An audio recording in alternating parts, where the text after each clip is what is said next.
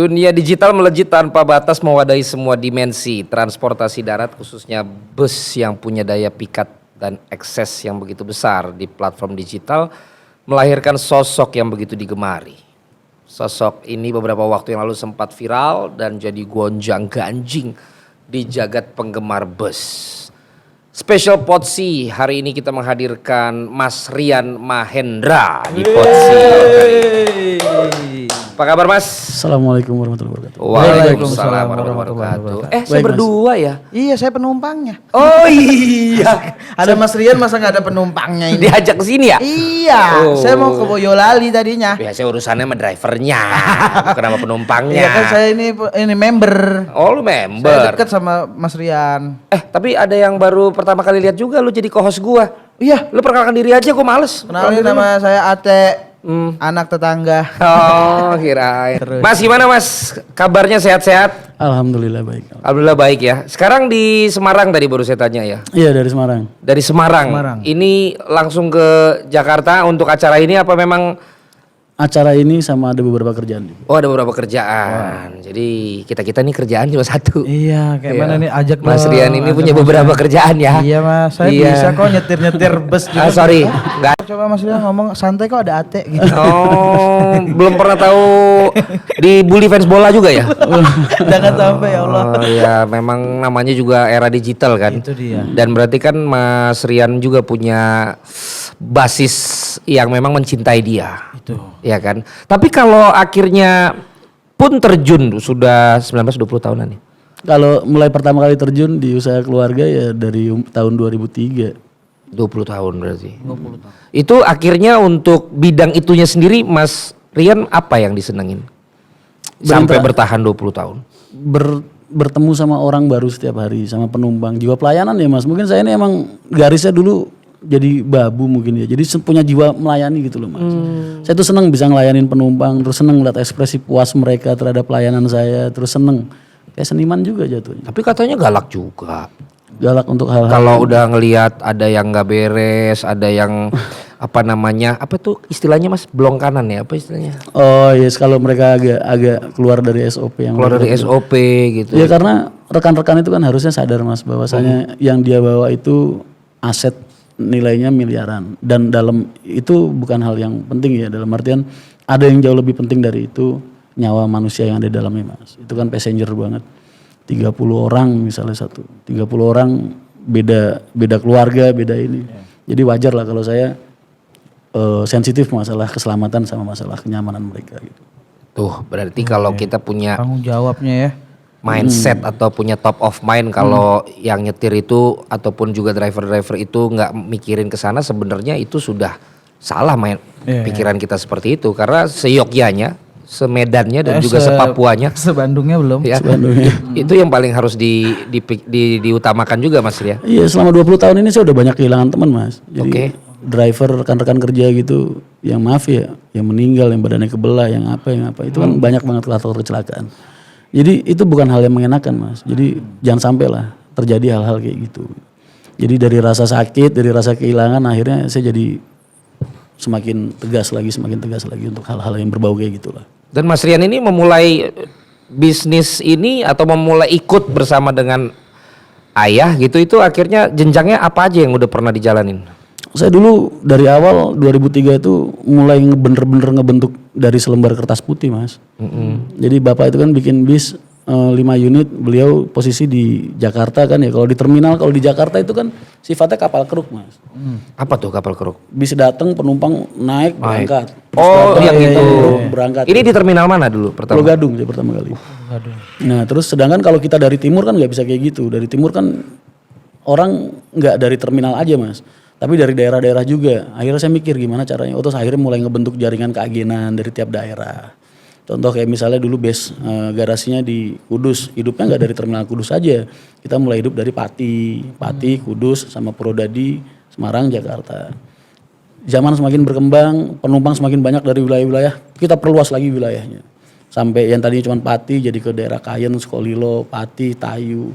Jepara juga begitu, nggak cuma habis di Jetak atau habis di Kudus aja, tapi juga kita mulai naik ke Jepara sampai ke Klet. Itu berarti langsung Mas Rian ini pegang ke manajemennya ya? Iya, saya nge-build agennya, nerima agen, ngebentuk agen, terus ngatur mereka gimana cara berjualan, terus gimana saya terima ordernya gitu. Karena kan menu ini satu agen tuh tiap agen ngasih penumpang 1, 2, 3, 1, 2, 3. Beda sama di terminal Mas. Jadi dari semua agen itu akhirnya ngumpulin penumpang sampai jadinya 1 bis berangkat. Jadi dari daerah isi. Tapi kalau dari Jakarta kan enggak, kapal keruk tadi kalau dulu. Langsung masuk. Bis masuk penumpang langsung bur. Padahal nggak tahu mau kemana arahnya. Iya tahu. Mana ada tulisannya. Mana ada. Nggak tahu jalan mau buat ke pulang. Jepara kok tiba-tiba ke Klaten kata dia. Oh ada juga cara kerja kayak gitu. Ada. Oh zaman dulu banyak banget Mas. Modelnya penumpang datang nih 1. Bu mau kemana Solo? Ayo ikut. Cekek aja masukin ke bis. Ntar ada lagi mau kemana Medan. Ayo ikut dimasukin bis yang sama Mas. Oh gitu. Satu bis isinya Indonesia Mas. Yang penting naik aja. Ada cara kerja kayak gitu. Ujung-ujungnya endingnya di mana itu? Nah endingnya ntar begini, itu kan calo liarnya ya. Ntar udah gitu calo resminya naik Mas. Terus nyortirin tiket biasanya modelnya. Jadi cara modusnya begitu, nyortirin Naik dulu. tiket. Iya, terus ntar misalnya ini bis arahnya ke Solo nih. Oke. Ntar Mas ini Bu tujuannya mana Solo? Oh ya ini harganya segini. Ntar ada Bu tujuannya mana Medan? Bu ini maaf bisa nggak ke Medan? Dibalikin duit senilai harga tiketnya aja. Oh gitu. Udah turun. Ya. Jadi kan yang udah dapat duit calonya dulu di bawah Mas. Iya. Dia setoran ke resminya kan harganya beda. Wah itu gokil juga ya. Oh iya Mas, itu bis Indonesia Mas. Oh, seperti itu ya. Makanya Dulu cara ini kok kerja menarik nih. Sampai sekarang masih ada yang kayak gitu. Apa udah nggak ada lagi atau zaman dulu aja? Ada, cuman udah kalah sama yang resmi-resmi Mas. Lebih Udah kalah sama yang cara kerjanya bagus. Nah itu mengetahui sistem keagenan, terus juga ngerapihin, buka jalur itu belajar dari mana Mas Rian? Otodidak ngelihat dari Pak Haji lah tetap. Oh. Semua yang saya bisa kan tetap belajarnya dari beliau. Jadi ngelihat dari PO pola PO lain juga. Jadi ketika pertama kali saya diutus ke Kudus itu, saya kan yang saya pelajarin pertama pasti PO lain. Contoh kayak pada saat itu ada Nusantara, ada Mujijaya, ada Budijaya, ada Selamat, ada yang jadi belajar dari mereka. Akhirnya jadi copycat memang, tapi agak sedikit berbeda karena kalau menurut saya bagus ya saya lakukan. Kalau misalnya enggak, oh berarti saya cari cara yang lebih baik untuk tujuan yang itu. Nah itu tapi kemudian bagaimana apa ya? Untuk bisa belajar dan juga apa kan harus punya basicnya sebenarnya kan. Iya. Nah Basicnya ini berarti otodidak itu. Otodidak, tapi kan saya dari kecil udah nemenin bapak di terminal Mas. Jadi saya udah nggak asing sama dunia bis. Pak Haji itu dulu selain angkutan kota, selain TNI, beliau juga ngurusin bis Mas. Ada bis namanya PO Tri Sumber Urip. Jadi ketika bapak lagi di terminal ngurusin bis itu saya kan nemenin beliau Mas. Nah itu nemeninnya tuh ngapain? Aku penasaran. Ya ibaratnya bapak teriak-teriak nyari penumpang, saya malah lari-larian di terminal Mas. Oh dari seperti itu ya. Iya makanya kalau orang-orang masa kecilnya itu lari-lariannya di taman mungkin, saya di terminal Mas. Lu di mana? Lu di mana teh lari-lariannya? Saya di terminal juga, cuman diselengkat sama Mas Rian. Jadi yang ngegendong-gendong saya itu orang yang badannya tatuan Mas. Oh iya. Yang di terminal tuh ya. Wow, ini keras juga nih kehidupan nih. Berarti Dari tapi kecil. di terminal bener gak sih Bang? Bang lagi, Mas banyak yang ini, banyak orang-orang Batak tuh banyak gak sih? Bener gak sih? Biasanya memang banyak Mas. Sumatera tuh. Biasanya banyak. Oh mereka penyanyi semua Mas. Iya, Jangan salah rata-rata musisi-musisi kan. Betul. Iya Mas. Tapi bosnya mah tetap dari Jawa ya. Apapun lah yang atas kan pasti Jawa dong. Enggak lagi kalau orang Batak nyebut orang selain orang Sumatera dibilang orang Jawa. Tapi kalau teman-teman kita yang dari Batak itu dulu Mas, identiknya mereka dengan musik dan alkohol. Oh, dulu ya. Kalau sekarang mah alkohol dan musik ya. Ada tambahan lain malah ya. Enggak, tapi bener. Kadang-kadang tuh wajah aja.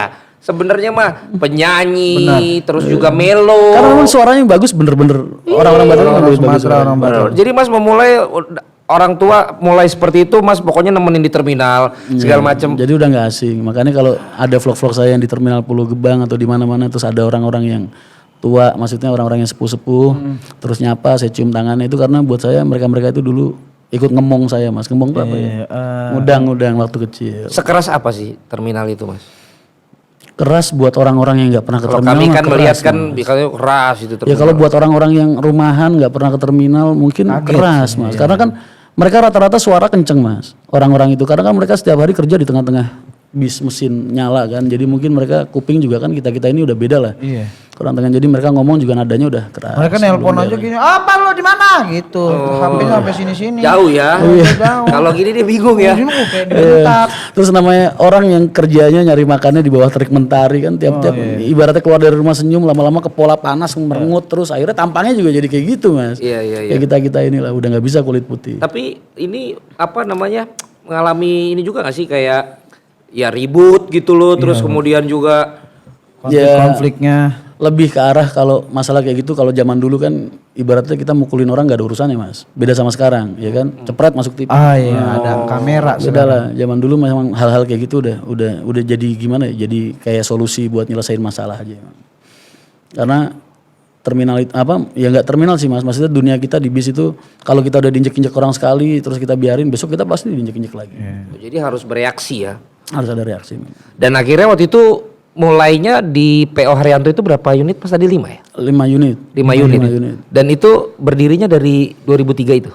Dulu awalnya tuh 2002 mas, tapi buat dijalanin Cimone Cikarang. Cimone Cikarang. Ya, cuman karena bis besar tapi setorannya cuma 16.000, 8.000, 12.000 akhirnya wah gagal nih Cimone Cikarang. Akhirnya dialihkan ke Purwodadi Jakarta sama Kudus Jepara, Pati Kudus Jakarta. Jadi emang Dimasukin ke akap. pernah ada gagalnya juga ya? Pernah.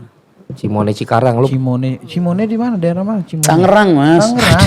Saya orang Lampung mas, jadi saya nggak. Halah lu bawa-bawa lagi soal orang Lampung. Tapi ada nggak unit yang ke Lampung mas? Kan banyak tuh. Saya tuh suka naik bus juga tuh. Simpelnya Belum ada mas, ya? kalau orang usaha di transportasi itu berarti rute semakin pendek, ya kan? Maksudnya nih di bidangnya nih akap nih, rute semakin pendek, operasional semakin kecil, resiko semakin kecil. Betul. Jadi kalau kita mulainya nih dari yang paling pendek dulu. Yang nilai operasionalnya, nilai resikonya kecil. Jadi semakin nyebrang, apalagi naik kapal, Iya, naik terus kapal. nyebrang gitu kan. Iya.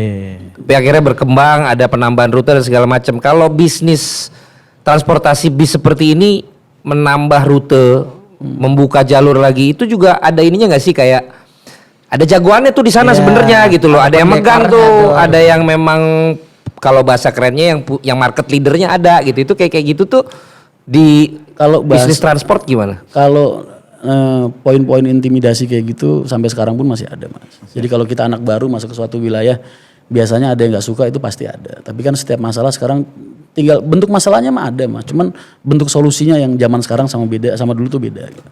Kalau zaman dulu ibaratnya ada masalah-masalah kayak gini nih, tahu-tahu besok orangnya hilang aja gitu ya kan. Nggak tahu, maksudnya pindah kerja ke tempat lain. Oh, maksudnya pindah kerja ke tempat lain. Tapi kalau sekarang kan lebih ke arah komunikasi.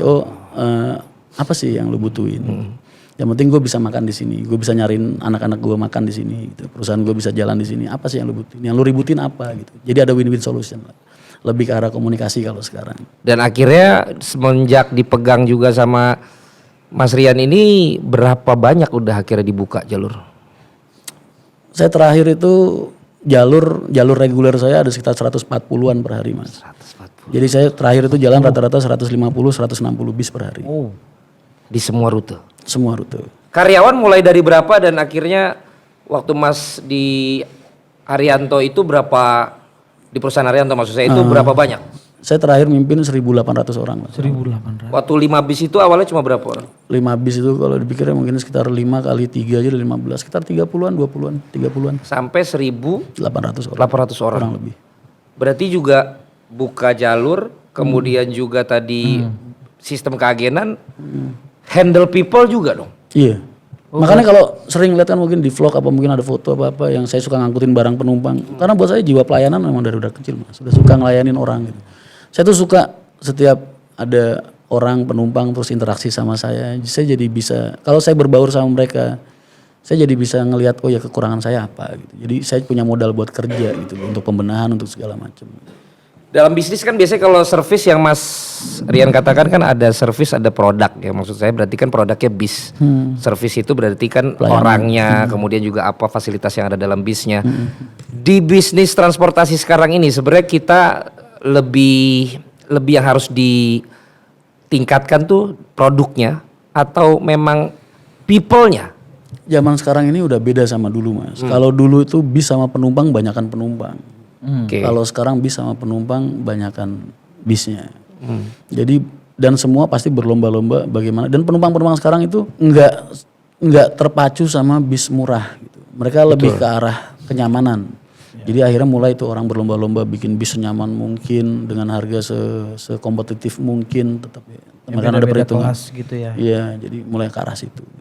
Jadi mulai karena kan banyak sekali orang pengen dapat kenyamanan itu kalau naik bis kan, dan saya melihat sekarang juga kalau lu juga pasti ngelihat kan yang sekarang banyak di YouTube juga, kemudian apa kan bis tuh keren-keren banget sekarang. Keren. Dan Ada kelas-kelasnya juga itu, ada yang Tuh, eksekutif. udah ada yang kayak kasur, udah Oh ada iya iya. itu ada yang seperti itu. Tapi kan kita kalau saya selama saya merasa tidak secure dengan yang nyetir kan tetap deg-degan. ya Gitu loh. Nah, kalau sampean nggak biasa naik bis mungkin hal seperti itu biasa terjadi sama iya orang. karena Percaya. karena saya dulu zaman di Sumatera waktu itu sama orang tua juga naik bis masih teringat saya itu bagaimana nyetirnya kan. Jadi mungkin Kalau Sumatera ya. mungkin membekas gitu loh di saya. Waduh. Jadi kayak sekarang saya naik apapun itu travel yang kecil, apapun yang darat, saya tuh nggak bisa tidur karena selama bukan gue yang nyetir, gue tuh tenang ya. harus siaga gitu loh. Nah itu Iya. leadershipnya Mas Rian melihat orang yang punya pengalaman saya seperti itu diinikan ke perusahaannya seperti apa Mas? Pasti kan udah ngerti lah banyak yang orang seperti itu kan gitu. Emang Banyak, yang ya takut mereka gitu. orang kan makanya udah punya market sendiri-sendiri mas. Orang yang biasa naik mobil pribadi belum tentu mereka mau naik kereta, mau naik bis, lebih nyaman naik mobil pribadi. Orang yang terbiasa naik kereta mereka juga belum tentu mau pindah naik bis. Jadi semua udah ada faktor kebiasaannya mereka lah. Kan intinya orang nyari kenyamanan mas. Apa yang bikin mereka nyaman sih sesuai kebutuhan mereka aja kan. Ya, kalau dari apa yang dilakukan oleh Mas Rian sendiri, kalau untuk bisa dalam tanda kutip mengurangi resiko gitu ya. Oh iya, harus. Untuk bisnya dan untuk drivernya tuh menurut Mas apa aja sih? Satu faktor kejiwaan. Kejiwaan. Iya, terus jadi manusianya mas, faktor karakter manusianya. Orang kalau udah berani ngelamar buat nyupir bis mas, saya yakin serendah-rendahnya kemampuan dia bisa bawa bis mas. Tapi Kalau belum udah tentu berani secara mental Iya. atau secara psikologis dia bisa bawa nyawa orang mas. Makanya driver truk itu ke dunia bis, transportasi bis itu juga banyak, tapi jarang juga lolos karena mereka terbiasa Bawa barang. mati, sekarang bawa nyawa manusia. Jadi pas ngetes sama pas psikologis ya harus bagus. Itu nyortirnya itu gimana tuh? Ya ini mas, jadi dilihat dari faktor emosi biasanya ya. Nah, nggak mungkin 100% kesaring bagus nggak, tapi kan setiap mereka jalan ntar ada faktor masalah 1, 2, jadi bahan evaluasi juga kan ada. Jadi tetap ada penyaringan terus. Karena penumpang itu harus bener-bener nyaman mas. Dan penumpang sekarang itu kan beda sama penumpang-penumpang zaman dulu. Kalau penumpang-penumpang sekarang mas, ibaratnya udah ada media sosial. Ketika mereka udah ngerasa nggak nyaman, mereka pasti ada ke nomor pengaduan, Iya. ngomong. Jadi Atau juga upload. betul, udah beda sama dulu lah. Kontrol harus manusianya yang kontrol kan. Kalau sekarang enggak. Sekarang udah ada media sosial yang ngebantu kita buat kontrol semua awak-awak kita di jalan. Apalagi kalau ugal-ugalan, oh pasti Iya, udah viral ugal-ugalan. banget sekarang udah. Ah, Mas Rian, ini penasaran saya ya. Berapa kali saya keluar negeri itu kan pas keliling kotanya saya malah emang naik bis. Karena harus naik bis gitu loh. Saya nggak tahu, makanya mau nanya sebagai orang bodoh ini yang pengen bertanya ke Mas Rian ini, kalau di luar saya berapa kali di Eropa itu si drivernya punya CCTV. Udah gitu dia punya maksimal jam nyetir. Punya maksimal jam nyetir, jadi di saat maksimalnya itu sudah tercapai, dia pokoknya harus istirahat. Nah istirahatnya pun kita diminta untuk turun kayak makan di rest area segala macem, dan dia harus dilihat tidur. Jadi dia juga tidak boleh keluyuran, nggak boleh main gaple, nggak boleh ngerokok, nggak boleh apa, karena dia katanya dipantau juga gitu loh. Sehingga pada saat nanti sudah waktunya ini dia udah bangun, dia bisa untuk mengendarai lagi. Nah kalau Mas Rian sendiri melihat itu hal yang baik atau sebenarnya nggak perlu gitu-gitu amat sih? Oh hal yang baik mas. Bahkan negara ini, pemerintah ini udah ngedukung dan memang udah mensupport bahkan mengharuskan mas. Jadi sekarang itu bis sudah harus ada GPS-nya. Kalau CCTV mungkin masih belum wajib-wajib amat ya. Karena memang susah mas. Kendaliin elektrik di bis itu. Ini makanya kalau sampean bandinginnya sama Jerman, sama Eropa, kan kita bandinginnya harusnya apple to apple lah. Kalau bandingin Indonesia jangan sama mereka. Karena apa? Iya. Tingkat populasi atau tingkat kepadatan trafficnya kan beda jauh. Kalau bandingin Indonesia tuh sama India tuh mas. Nah India gimana Mas? India. Parah. Oh parah. Jauh lebih parah. Oh lebih parah Mas malah? Iya. Wah kita harus bangga ini. Iya, karena kan Dan berarti punya rencana dong ke depan. ya kalau orang-orang kayak kita yang dari kecil di tempat di besi kan nggak mungkin saya mau jualan roti mas. Ntar rusak mas. Rotinya ya kan adonannya jadi rusak. sobek rotinya. Iya karena biasanya besi ya. Enggak, roti sobek. Anjing gua gak kepikiran bangsat. Ketipu dia. Gua lagi seru omongan yang bermutu. Dia masuk omongannya berkarat. Berkarat. Berarti tetap besi. Tetap besi lah. Makanya sekarang saya juga lagi bantu-bantu di. Kalau saya lihat di ini kan bantu yang PO lain juga. Terus Iya, ada yang akap, ada yang wisata juga. Rencananya berarti mau buat yang baru langsung wisata sama akap ya? Yes pokoknya doain aja lah. Doain apa? Doain insya Allah mau ada usaha sendiri. Tapi kan besinya sama nih kita. Iya. Lebih mending yang akap apa yang pariwisata, Mas? Kalau buat yang bisa main Mas, kalau saya pribadi kalau orang nanyainnya ke Rian Mahendra ya, saya mendingan akap. Akap. Karena saya bisa main, bisa nyari duit di situ. Kalau pariwisata? Kalau buat orang-orang yang nggak bisa main di akap, kan nggak semua orang bisa main di akap Mas. Dunia akap tuh terlalu keras Mas. Ibaratnya tingkat grade paling atas tuh akap Mas. Tingkat kerumitannya. Ya tadi yang saya bilang, karena akap itu keluar dari garasi udah pasti keluar uang. Tapi kalau wisata kan enggak Mas, keluar garasi udah pasti dapat uang. Marketnya sebenarnya sekarang di akap juga lebih ke tetap menengah ke atas apa gimana tuh? Kalau saya menilai selama ini Mas ya, hasil interaksi saya selama ini di lapangan, di terminal sama penumpang-penumpang. Buat saya market itu tetap paling banyak market kacangnya Mas. Jadi yang murah meriah lah. Murah meriah, fasilitas ada. Nah, dibandingkan dengan market-market yang model kayak sleeper kayak apa lebih terbatas lah konsumennya gitu. Jadi mengetahui market dan menentukan kita main di mana penting dong. Penting. Nggak Makanya bisa saya kita tuh- palu gada. Nggak bisa. Mas saya itu kalau pengen masuk ke sebuah jalur nih contoh, itu evaluasi saya kayak contoh terakhir saya masuk ke Malang atau kemana. Mas saya itu 2 tahun sebelumnya saya udah persiapan Mas. Saya udah mulai mempelajari marketnya, titik keagenannya, terus persiapannya, oh ya apa aja nih yang perlu gua butuhin. Jadi jangan sampai kita tuh perang ke medan perang yang kita nggak yakin buat menang gitu. Jangan sampai. Makanya saya nggak pernah gagal buka jalur selama ini. Amin, amin, amin, amin. Berarti kalau Gue belum. Berarti kalau misalnya kayak seseorang gitu Mas, naro cek kosong, lu lakukan apa yang selama ini lu lakukan di PO Haryanto buat perusahaan gue ini, terima nggak Mas? Nggak bisa. Why? Dunia transportasi akan menganggap saya jadi sejarah buruk nanti Mas. Well, kan ini professional works. Kan emang Mas sudah nggak di sana lagi secara Nggak profesional. bisa Mas, saya nggak bisa ngegedein PO orang dengan menggunakan aset atau apa yang saya dapatkan dari PO Haryanto selama ini gitu. Karena kan itu bisnis keluarga Mas. Kan warisnya tetap ke anak gitu, nggak mungkin dong. Berarti kalau saya ngegedein PO orang dengan menggunakan aset-aset yang udah saya miliki selama ini dari beliau, dari perusahaan keluarga, saya akan dianggap pengkhianat yang merusak usaha keluarga dengan membesarkan orang lain Mas. Makanya saya cuma boleh berdiri dengan nama saya sendiri atau nama adik-adik saya gitu. Berarti mengakhiri bagian saya, kesimpulannya adalah Mas Rian Mahendra akan launching kayaknya nih. Launching. Aku dipancing ya Tapi dari tadi. tapi tidak dengan perusahaan orang lain, tapi perusahaan sendiri lebih memilih akap dan marketnya yang kacang, bukan yang sleeper. Nah. Jadi Gilang bisa tidur nyenyak karena tidak akan diganggu sama Mas Rian Mahendra. Itu kesimpulan dari saya, walaupun tidak dijawab. Kalau kesimpulan dari saya nanti Adalah- ketika launching saya MC-nya. Nggak masuk. Nggak masuk. Iya Mas ya. Iya ya, gue kok nggak sadar ke arah sana ya. Tidak Jadi- sadar Mas karena saya punya hipnotis yang katanya banyak juga di terminal. Tapi Mas Rian, kita juga akan mendengar sesuatu dari Mas Astaga, Ate. naga ini yang Tapi ngeri dari nih. tadi dia tuh udah bilang sama saya, Ah. Bang, ini Kayaknya ini Mas Rian kayaknya bisa bercandain gak sih gitu. Enggak, masalahnya Mas Gue Rian bilang bisa. emang lu kagak izin. fansnya yang nggak bisa ini kayaknya nanti. Ya, Saya ini udah di titik ini Mas, udah di titik apa ya? Udah mati rasa lah Mas. Jadi udah hampir nggak ada hal yang bisa bikin saya emosi. tuh. Iya tapi kan dari fansnya itu yang Iya, saya udah ngerti. gak usah dipikirin, yang penting lu pegang. Ntar ketika gue ke Lampung naik bus, aduh. Yang penting lu pegang idolanya. Mas ini bukan properti kan? Bukan. Eh. Boleh Mas, boleh. Jangan, jangan Maaf, dilempar. maaf dari tadi gak ditawarin. Tepuk tangan lagi roasting lah. Roasting Ate. Mas, bentar, sebelum roasting Instagramnya apa Mas? Aduh kan jangan. Instagram saya ada namanya Valentino Jebret. Kasih tahu beneran lu sekali di post Nggak, Mas. masalahnya bisa hilang. Itu. Karena Ate, dia- Mas. katanya Mas Rian ini Ya. dicintai sama fansnya. Iya dong. Iya, bahkan sampai ada ya kalau ngehujat Mas Rian tuh fansnya tuh bakal ngilangin IG-nya. Gila loh, udah setara fans K-pop. Jadi di mata fansnya dia ini Jungkook. Aman yang itu aman, yang itu aman ya. Dia juga bilang katanya fansnya militan banget. Bahkan kalau dia tuh dicintain banget, tapi waktu itu pernah Mas Rian kena ketipu investasi ya. Nah itu terbukti kalau orang yang dicintai gampang ketipu. Wah, aman.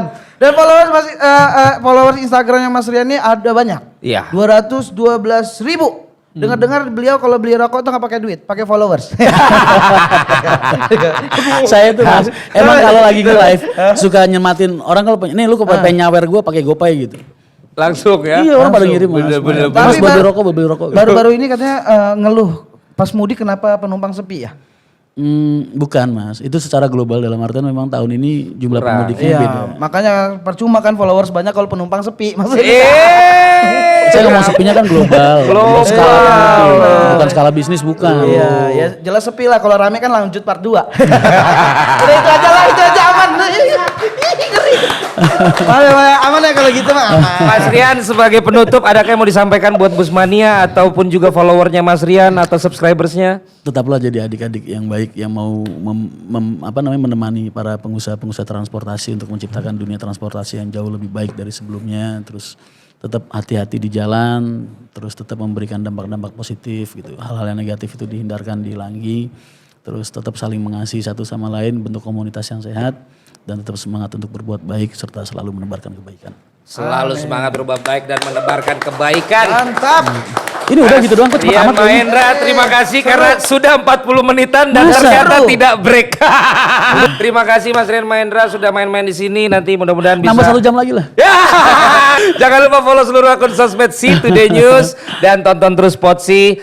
Kami semua pamit, sampai jumpa.